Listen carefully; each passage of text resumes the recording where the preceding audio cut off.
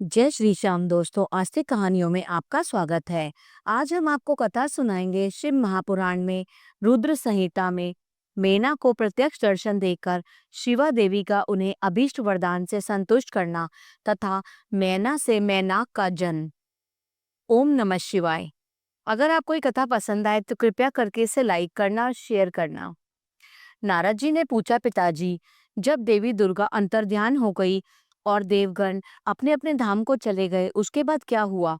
ब्रह्मा जी ने कहा, मेरे पुत्रों में श्रेष्ठ विप्रवर नारद जब विष्णु आदि देव समुदाय हिमालय और मैनक को देवी की आराधना का उपदेश दे चले गए, तब गिरिराज हिमाचल और मैना दोनों दंपत्ति ने बड़ी भारी तपस्या आरंभ की।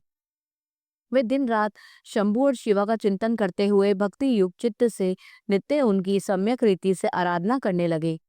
हिमवान की पत्नी मेना बड़ी प्रसन्नता से शिव सहित शिवा देवी की पूजा करने लगी। वे उन्हीं के संतोष के लिए सदा ब्राह्मणों को दान देती रहती थी। मन में संतान की कामना ले मैना चैत्र मास के आरंभ से लेकर 27 वर्षों तक प्रतिदिन तत्परता पूर्वक शिवा देवी की पूजा और आराधना में लगी रहीं। वे अष्टमी को उपवास करके नवमी को लड्डू बलि सामग्री, पीठी, खीर और गंध पुष्प आदि देवी को भेंट करती थी। गंगा के किनारे औषधि प्रस्थ में उमा की मिट्टी की मूर्ति बनाकर नाना प्रकार की वस्तुएं समर्पित करके उसकी पूजा करती थी। मैना देवी कभी निराहार रहती, कभी व्रत के नियमों का पालन करती, कभी जल पीकर रहती और कभी हवा पीकर रह जाती। विशुद्ध तेज से दमकती हुई दीप्तिमती मैना ने प्रेम पूर्वक शिवा में चित्त लगाए और 27 वर्ष व्यतीत कर दिए। 27 वर्ष पूरे होने पर जगन्मयी शंकर कामिनी जगदम्बा उमा अत्यंत प्रसन्न हुई। मैना के उत्तम भक्ति से संतुष्ट होवे परमेश्वरी देवी उन पर अनुग्रह करने के लिए उनके सामने प्रकट हुई। तेजोमंडल के बीच में विराजमान तथा दिव्य अवयवों से संयुक्त उमा देवी प्रत्यक्ष दर्शन दे मैना से हंसती हुई बोली।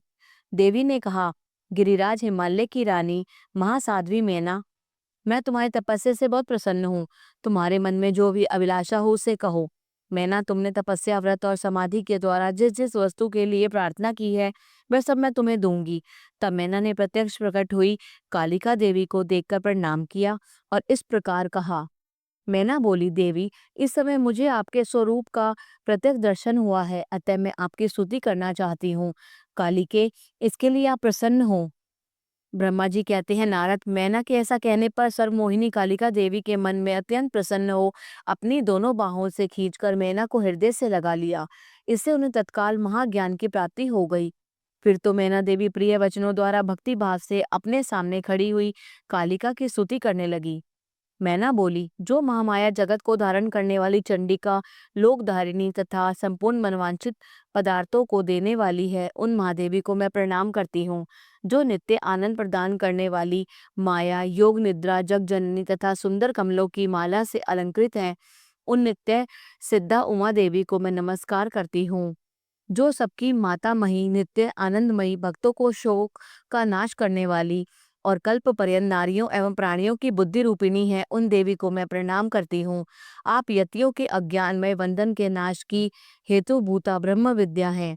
फिर मुझ जैसी नारियां आपके प्रभाव का क्या वर्णन कर सकती हैं? अथर्ववेद की जो हिंसा यानी मारण आदि का प्रयोग है, वह आप ही हैं। देवी, आप मेरे अभीष्ट फल को सदा प्रदान कीजिए। भावहीन यानी आकार रहित तथा अदृश्य नित्य नित्य तन्मात्राओं से आप ही पंचभूतों के समुदाय को संयुक्त करती हैं। आप ही उनकी शाश्वत शक्ति हैं और आपका स्वरूप नित्य है। आप समय समय पर योग युक्त एवं समर्थ नारी के रूप में प्रकट होती हैं। आप ही जगत की योनि और आधार शक्ति हैं। आप ही प्रकृत तत्वों से परे नित्य प्रकृति कही गई हैं, जिसके द्वारा ब्रह्म के स्वरूप को वश में किया जाता है। वह नित्या विद्या आप ही हैं। माता, आज मुझ पर प्रसन्न होइए। आप ही अग्नि के भीतर व्याप्त उग्र दाही का शक्ति हैं। आप ही सूर्य किरणों में स्थित प्रकाशी का शक्ति हैं और चंद्रमा में जो आह्लादिक शक्ति है वह भी आप ही हैं। ऐसी आप चंडी देवी का मैं स्तवन और वंदन करती हूँ। आप स्त्रियों को बहुत प्रिय है। ऊर्ध्वरेता ब्रह्मचारियों की ध्येय भूता नित्या ब्रह्म शक्ति भी आप ही हैं। संपूर्ण जगत की वांछा तथा श्री हरि की माया भी आप ही हैं। जो देवी इच्छानुसार रूप धारण करके सृष्टि पालन और संहारमयी हो उन कार्यों का संपादन करती हैं तथा ब्रह्मा, विष्णु एवं रुद्र के शरीर की भी हेतुभूता है। वे आप ही हैं। देवी, आज आप मुझ पर प्रसन्न हो, आपको पुनः मेरा नमस्कार है। ब्रह्मा जी कहते हैं, नारद, मैना के इस प्रकार स्तुति करने पर दुर्गा कालिका ने पुनः उनको मैना देवी से कहा, तुम अपना मनवांछित वर मांग लो। हिमाचल प्रिय, तुम मुझे प्राणों से समान प्यारी हो, तुम्हारी जो इच्छा हो वर मांगो, उसे मैं निश्चय ही दे दूंगी। तुम्हारे लिए जो कुछ भी अदेह नहीं है। महेश्वरी उमा का ये अमृत के समान मधुर वचन सुनकर हिमगिरी कामिनी मैना बहुत संतुष्ट हुई और इस प्रकार बोली, शिवे आपकी जय हो, जय हो। उत्कृष्ट ज्ञान वाली महेश्वरी जगदम्बिके, यदि मैं वर पाने के योग्य हूँ तो फिर आपसे श्रेष्ठ वर मांगती हूँ। जगदम्बे, पहले तो मुझे 100 पुत्र हों, उन सबकी बड़ी आयु हो, वे बल पराक्रम से युक्त तथा रिद्धि सिद्धि से संपन्न हो। उन पुत्रों के पश्चात मेरे एक पुत्री हो जो स्वरूप और गुणों से सुशोभित होने वाली हो। मैं दोनों कुलों को आनंद देने वाली तथा तीनों लोकों में पूजित हो। जगदम्बिके शिवे, आप ही देवताओं का कार्य सिद्ध करने के लिए मेरी पुत्री तथा रुद्रदेव की पत्नी होइए और तदनुसार लीला कीजिए। ब्रह्मा जी कहते हैं, नारद, मेनका की बात सुनकर प्रसन्न हृदया देवी उमा ने उनके मनोरथ को पूर्ण करने के लिए मुस्कुराकर कहा। देवी बोली, पहले तुम्हें 100 बलवान पुत्र प्राप्त होंगे, उनमें भी एक सबसे अधिक बलवान और प्रधान होगा जो सबसे पहले उत्पन्न होगा। तुम्हारी भक्ति से संतुष्ट हो मैं स्वयं तुम्हारे यहाँ पुत्री के रूप में अवतीर्ण होंगी और समस्त देवताओं से सेवित हो उनका कार्य सिद्ध करूंगी। ऐसा कहकर जगन द्वात्री परमेश्वरी कालिका शिव मैना के देखते देखते वहीं अदृश्य हो गई। तात महेश्वरी से अभीष्ट वर पाकर मेनका को भी अपार हर्ष हुआ। उनका तपस्या जनित सारा कलेश नष्ट हो गया। मुने फिर कालक्रम से मैना के गर्भ रहा और वह प्रतिदिन बढ़ने लगा। समयानुसार उसने एक उत्तम पुत्र को उत्पन्न किया जिसका नाम मैनाक था। उसने समुद्र के साथ उत्तम मैत्री बांधी। वे अद्भुत पर्वत नागवधुओं के उपभोग का स्थल बना हुआ है। उसके समस्त अंग श्रेष्ठ हैं। हिमालय के 100 पुत्रों में वह सबसे श्रेष्ठ और महान बल पराक्रम से संपन्न है। अपने से या अपने बाद प्रकट हुए समस्त पर्वतों में एकमात्र मैनाक ही पर्वत राज के पद पर प्रतिष्ठित है। ओम नमः शिवाय। अगला अध्याय, देवी उमा का हिमवान के हृदय तथा मैना के गर्भ में आना। गर्भस्था देवी का देवताओं द्वारा स्तवन तथा दिव्य रूप में प्रादुर्भाव, माता मैना से बातचीत तथा नवजात कन्या के रूप में परिवर्तित होना। ब्रह्मा जी कहते हैं, नारद, तदनंतर मैना और हिमालय आदर पूर्वक देव कार्य की सिद्धि के लिए कन्या प्राप्ति के हेतु वहां जग जननी भगवती उमा का चिंतन करने लगे, जो प्रसन्न होने पर संपूर्ण अभिष्ट वस्तुओं को देने वाली है। वे महेश्वरी उमा अपने पूर्ण अंश से गिरिराज हिमवान के चित्त में प्रविष्ट हुई। इससे उनके शरीर में अपूर्व एवं सुंदर प्रभा उतर आई। वे आनंद मग्न हो अत्यंत प्रकाशित होने लगी और उस अद्भुत तेजो राशि से संपन्न महामना हिमालय अग्नि के समान अदृश्य हो गए। तत्पश्चात सुंदर कल्याणकारी समय में गिरिराज हिमालय ने अपनी प्रिया मैना के उदर में शिवा के उस परिपूर्ण अंश का आधान किया। इस तरह गिरिराज की पत्नी मैना ने हिमवान के हृदय में विराजमान करुणा निधान देवी की कृपा से सुखदायक गर्भ धारण किया। संपूर्ण जगत की निवास भूता देवी के गर्भ में आने से गिरि प्रिया मैना सदा तेजोमंडल के बीच में स्थित होकर अधिक शोभा पाने लगी। अपनी प्रिया शुभांगी मैना को देखकर गिरिराज हिमवान बड़ी प्रसन्नता का अनुभव करने लगे। गर्भ में जगदम्बा के आ जाने से महान देश से संपन्न हो गई थी। मुने उस अवसर में विष्णु आदि देवता और मुनियों ने वहां आकर गर्भ में निवास करने वाली शिवा देवी की स्तुति की और तदनंतर महेश्वरी की नाना प्रकार से स्तुति करके प्रसन्नचित्त हुए। वे सब देवता अपने अपने धाम को चले गए। जब 9वां महीना बीत गया और 10वां भी पूरा हो चला, तब जगदम्बा कालिका ने समय पूर्ण होने पर गर्भ शिशु की जो गति होती है उसी को धारण किया, अर्थात जन्म ले लिया। उस अवसर पर आद्या शक्ति सती साध्वी शिवा पहले मैना के सामने अपने ही रूप से प्रकट हुई। वसंत ऋतु में चैत्र मास की 9वीं तिथि को मृगशिरा नक्षत्र में आधी रात के समय चंद्रमंडल से आकाश गंगा की भांति मेनका के उदर से देवी शिवा का अपने ही स्वरूप में प्रादुर्भाव हुआ। उस समय संपूर्ण संसार में प्रसन्नता छा गई। अनुकूल हवा चलने लगी जो सुंदर, सुगंधित एवं गंभीर थी। उस समय जल की वर्षा के साथ फूलों की वृष्टि हुई। विष्णु आदि सब देवता वहां आए। सब ने सुखी होकर प्रसन्नता के साथ जगदम्बा के दर्शन किए और शिवलोक में निवास करने वाली दिव्य रूपा महामाया शिव कामिनी मंगलमयी कालिका माता का स्तवन किया। नारद, जब देवता लोग स्तुति करके चले गए तब मेनका उस समय प्रकट हुई। नीलकमल दल के समान कांति वाली श्याम वर्णा देवी को देखकर अतिशय आनंद का अनुभव करने लगी। देवी के उस दिव्य रूप का दर्शन करके गिरिप्रिया मेनका को ज्ञान प्राप्त हो गया।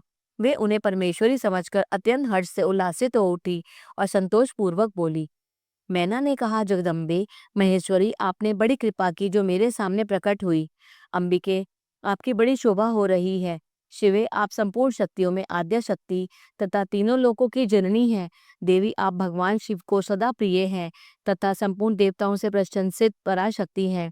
महेश्वरी, आप कृपा करें और इसी रूप से मेरे ध्यान में स्थित हो जाएं। साथ ही मेरी पुत्री के अनुरूप प्रत्यक्ष दर्शनीय रूप धारण करें। ब्रह्मा जी कहते हैं, नारद, पर्वत पत्नी मेना के यह शब्द सुनकर अत्यंत प्रसन्न हुई। शिवा देवी ने उस गिरी प्रिया को इस प्रकार उत्तर दिया।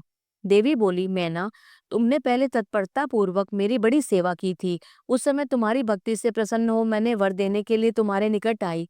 वर मांगो। मेरी इस वाणी को सुनकर तुमने जो वर मांगा वह इस प्रकार है। महादेवी, आप मेरी पुत्री हो जाए और देवताओं का हित साधन करें। तब मैंने तथास्तु कहकर तुम्हें सादर यह वर दे दिया और मैं अपने धाम को चली गई। गिरी कामिनी, उस वर के अनुसार समय पाकर आज मैं तुम्हारी पुत्री हुई हूँ। आज मैंने जो दिव्य रूप का दर्शन कराया है उसका उद्देश्य इतना ही है, अन्यथा मनुष्य रूप में प्रकट होने पर मेरे विषय में तुम अनजान ही बनी रहती। अब तुम दोनों दंपत्ति पुत्री भाव से, अपनी दिव्य भाव से मेरी निरंतर चिंतन करते हुए मुझ में स्नेह रखो। इससे मेरी उत्तम गति प्राप्त होगी। मैं पृथ्वी पर अद्भुत लीला करके देवताओं का कार्य सिद्ध करूंगी। भगवान शंभू की पत्नी होंगी और सज्जनों का संकट से उद्धार करूंगी। ऐसा कहकर जगन्माता शिवा चुप हो गई और उसी क्षण माता के देखते देखते प्रसन्नता पूर्वक नवजात पुत्री के रूप में परिवर्तित हो गई। ओम नमः शिवाय। अगला अध्याय, पार्वती का नामकरण और विद्याध्ययन। नारद का हिमवान के यहाँ जाना और पार्वती का हाथ देखकर भावी फल बताना। चिंतित हुए हिमवान को आश्वासन दे पार्वती का विवाह शिवजी के साथ करने को कहना और उनके संदेह का निवारण करना। ब्रह्मा जी कहते हैं, नारद, मैना के सामने महातेजस्विनी कन्या होकर लौकिक गति का आश्रय ले वे रोने लगी। उसका मनोहर उदन सुनकर घर की सब स्त्रियां हर्ष से खिल उठी और बड़े वेग से प्रसन्नता पूर्वक वहां आ पहुंची। नीलकमल दल के समान श्याम कांति वाली उस परम तेजस्विनी और मनोरम कन्या को देखकर गिरिराज हिमालय अतिशय आनंद में निमग्न हो गए। तदनंतर सुंदर मुहूर्त में मुनियों के साथ हिमवान ने अपनी पुत्री के काली आदि सुखदायक नाम रखे। देवी शिवा गिरिराज के भवन में दिनों दिन बढ़ने लगी। ठीक उसी तरह जैसे वर्षा के समय में गंगा जी की जलराशि और शरद ऋतु के शुक्ल पक्ष में चांदनी बढ़ती है। सुशीलता और गुणों से संयुक्त तथा बंधुजनों की प्यारी उस कन्या को कुटुंब के लोग अपने कुल के अनुरूप पार्वती नाम से पुकारने लगे। माता ने कालिका को उमा यानी अरि तपस्या मत कर ऐसा कहकर तप करने से रोका था। मुने इसलिए वह सुंदर मुख वाली गिरिजा नंदिनी आगे चलकर लोक में उमा के नाम से विख्यात हो गई। नारद तदनंतर जब विद्या के उपदेश का समय आया तब शिवा देवी अपने चित्त को एकाग्र करके बड़ी प्रसन्नता के साथ श्रेष्ठ गुरु से विद्या पढ़ने लगी। पूर्व जन्म की सारी विद्याएं उन्हें इसी तरह प्राप्त हो गई जैसे शरद काल में हंसों की पात अपने आप स्वर्ग गंगा के तट पर पहुंच जाती है और रात्रि में अपने प्रकाश स्वतः महाऔषधियों को प्राप्त हो जाता है। मुने, इस प्रकार मैंने शिवा की किसी एक लीला का वर्णन किया है। अब अन्य लीला का वर्णन करूंगा। सुनो। एक समय की बात है, तुम भगवान शिव की प्रेरणा से प्रसन्नता पूर्वक हिमाचल के घर गए। मुने, तुम शिव तत्व के ज्ञाता और उनकी लीला की जानकारी में श्रेष्ठ हो। नारद, गिरिराज हिमालय ने तुम्हें घर पर आया देख प्रणाम करके तुम्हारी पूजा की और अपनी पुत्री को बुलाकर उससे तुम्हारे चरणों में प्रणाम करवाया। मुनीश्वर फिर स्वयं ही तुम्हें नमस्कार करके हिमाचल ने अपने सौभाग्य की सराहना की और अत्यंत मस्तक झुका हाथ जोड़कर तुमसे कहा। हिमालय बोले, हे मुने नारद, ब्रह्मपुत्रों में श्रेष्ठ ज्ञानवान प्रभो, आप सर्वज्ञ हैं और कृपा पूर्वक दूसरों के उपकार में लगे रहते हैं।